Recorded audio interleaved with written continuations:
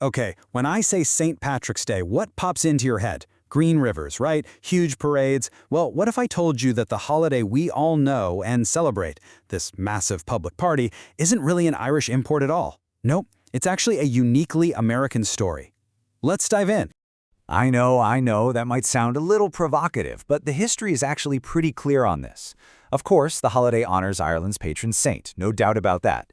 But the traditions that really define it for us today, the parades, the whole spectacle of it all, those were almost entirely forged right here in the United States.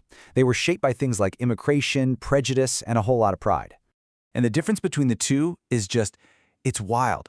Back in Ireland, for centuries, March 17th was a pretty serious religious feast day. I mean, get this.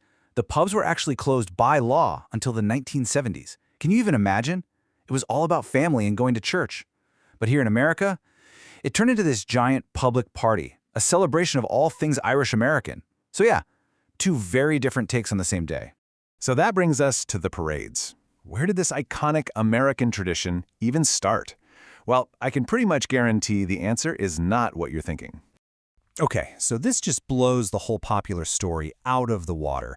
The very first recorded parade, it wasn't in Boston, it wasn't in New York.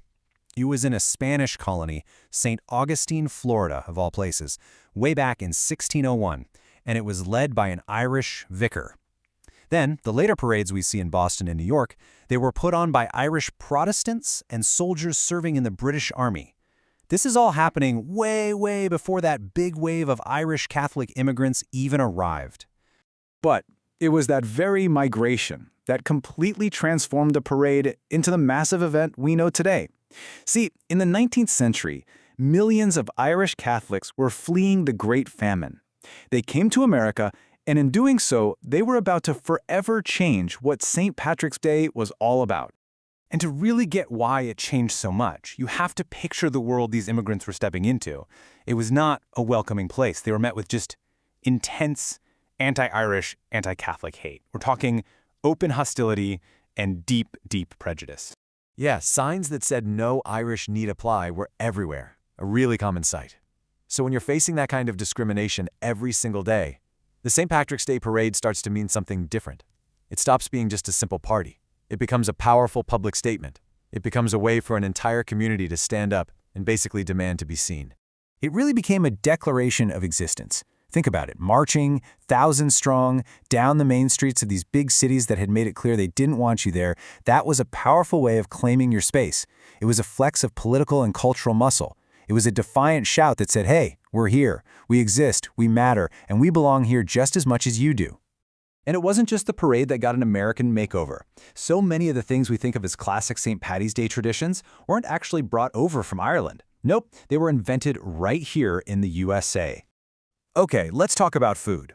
The classic meal, corned beef and cabbage, right? Well, back in Ireland, if you were celebrating, you'd probably be eating something more like corned pork, or what we'd call Irish bacon. But for these new, often very poor, immigrants in America, beef brisket was way cheaper and easier to find than pork. So they paired it with cabbage, another super affordable food, and boom. Just like that, a brand new Irish-American tradition was born. It was all about necessity and opportunity. All right, and what about maybe the wildest tradition of all, turning an entire river bright green? I mean, where's that even come from? Well, believe it or not, the tradition has nothing to do with leprechauns and everything to do with the plumber. This story is just great. So it's the early 1960s, and city plumbers in Chicago are using this fluorescent green dye to find where illegal pollution is coming from in the river.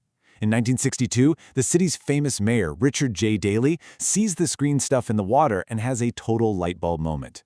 He basically says, hey, why don't we do this on purpose for St. Patrick's Day to celebrate the city's Irish heritage? And they did! And it's been this amazing annual spectacle ever since, all thanks to a practical, clever plumbing solution. So you take those early parades, you add in all these uniquely American invented traditions, and what you get is the St. Patrick's Day we have today. This absolutely massive celebration of heritage for millions and millions of people all across the country. And the scale of it today it's just staggering. You've got New York City, which hosts the world's oldest and largest parade. We're talking over 2 million people watching. Chicago, of course, has the famous Green River. And then there's Savannah, Georgia, a city with only about 150,000 residents that somehow hosts the second largest parade in the entire country. And naturally in Boston, where something like a quarter of the people claim Irish heritage, it's just a huge citywide blowout. And here's a number that'll really put it in perspective. The U.S. Census Bureau says that almost 33 million Americans identify as having Irish ancestry. 33 million. That is more than 6 times the entire population of the Republic of Ireland today. So, yeah, that kind of helps explain why this holiday became such a massive deal here in the American cultural landscape. But what's really cool is how the celebration comes in all shapes and sizes. On one hand, you have the absolute epic that is the New York City Parade. It's nearly 6 hours long with 150,000 people marching. And then, on the other hand, you have the officially recognized world's shortest St. Patrick's Day Parade in Hot Springs, Arkansas. The whole route is just 98 feet long, but it still gets a crowd of 30,000 people. I love that. It just perfectly shows you how diverse and how much local flavor the holiday has taken on in America. So you think about it. It goes from a quiet religious day to a political statement to a plumber's green dye to a 98-foot-long parade. The story of St. Patrick's Day in America is really a story of constant reinvention. It's a living, breathing tradition, which kind of leaves us with one final thought, right? What's next? What new, totally American-made traditions are going to define this holiday for the next generation? Thanks for diving into this with me.